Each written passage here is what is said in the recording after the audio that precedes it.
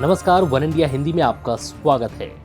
Corona संकट के इस दौर में जब भारत की अर्थव्यवस्था बुरी तरह चरमरा गई है, लाखों लोगों की नौकरियां जा चुकी हैं, कामकाज ठप पड़ चुके हैं और आर्थिक मोर्चे पर भारत को बड़ा झटका लगा है।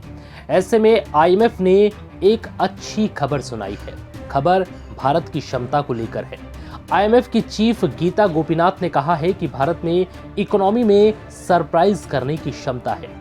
आईएमएफ यानी कि अंतर्राष्ट्रीय मुद्रा कोष ने अनुमान जताया है कि अगर भारत ने तेजी से सुधार के कदम उठाए तो वित्त वर्ष 2021-22 में विकास दर 8.8% तक पहुंच सकती है।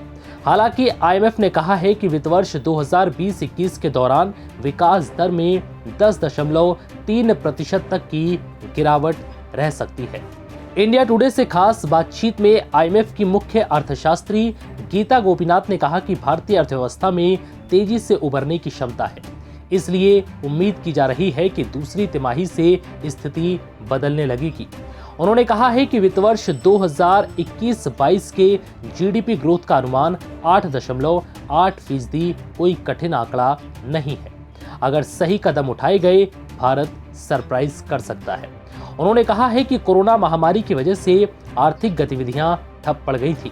अब जैसे जैसे उद्योग रफ्तार पकड़ रहे हैं, इकोनॉमी में सुधार देखने को मिल रहा है।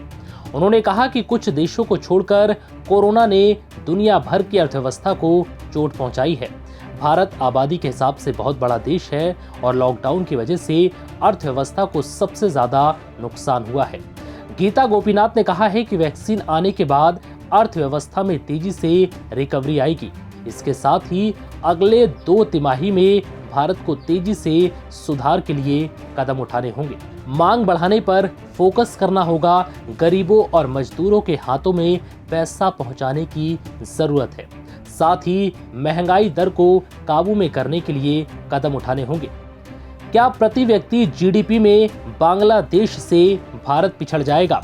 इस सवाल के जवाब में उन्होंने कहा है कि ये अभी के आंकड़ों को देखकर अनुमान लगाया गया है, लेकिन भारत में बांग्लादेश के मुकाबले अर्थव्यवस्था में तेजी से रिकवरी की क्षमता है।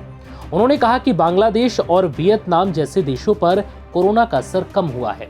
एक तो ये देश भारत के मुकाबले आबादी में बहुत कम है और उन्होंने कोरोना पर काबू पाने के लिए अपने तरीके से कदम उठाए हैं।